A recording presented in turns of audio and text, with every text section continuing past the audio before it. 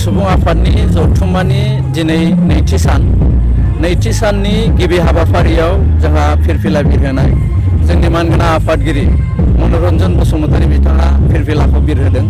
फिरफिला बिरहोनाय समाव जोङो सासे जर'खा आलासि हांख्रायनानै लाबोदोंमोन। बर' थुनलाइ आफादनि मानगोनां आफादगिरि मुस्रि तरेन बर' साराबो फैनानै जोङो दिनै मैया जिहेतु बोथोरा जोंखौ खोब उसुबिदा होबाय, बिनि थाखायनो जोङो दिनैनि प्रग्रामखौ 1 घन्टा लेटै खारनांदों।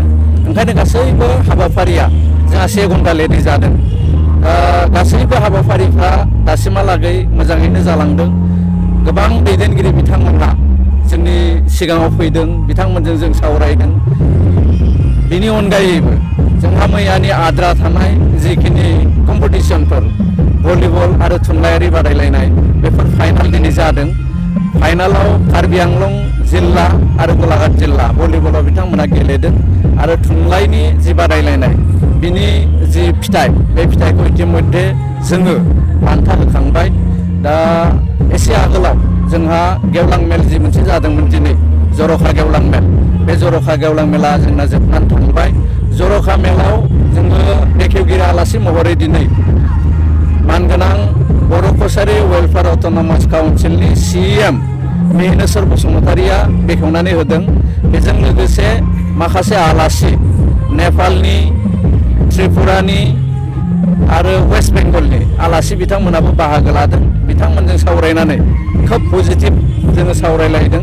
बिथांमोनहा जोंजों भबिष्यतनि दिनाव खौसेथि बर' सुबुं आफादनि जि दाबि दुबा बे दाबि दुबाफ्राव सहाय सहयोगिता होलांनाय आरो खामानियाव ज'यै मावनायनि रादाय बिथांमोना जोंनो होदों।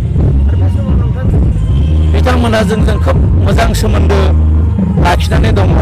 दिनैनिल' नङा, गोबां सम सिगांनिफ्रायनो बिथांमोनजों जोंहा जुगा दंखायो। जोंनि आगोलनि दैदेनगिरि बिसेसके मिहिनेश्वर बसुमतारी, गाम्बारु मुसाहारि, अनिल बसुमतारी बिथांमोना जिहेतु बिथांमोनजों खोब क्ल'जआव थाबाय थायो आरो जोङो खौसेथि बर' सुबुं आफादनि गोदानै बिबान लानाय जोङो जि टिम, बे टिमजों जोङो मोजाङै दहाय फुङाव जोङो सावरायलायदों। दा बिथांमोना भबिष्यतनि दिनाव जोंजों खामानि मावलांनाय आरो जोंखौ सहाय खालामनायनि रादाय बिथांमोना जोंनो दिनै होलांदों। वेस्ट बेंगल, नेपाल आरो त्रिपुरा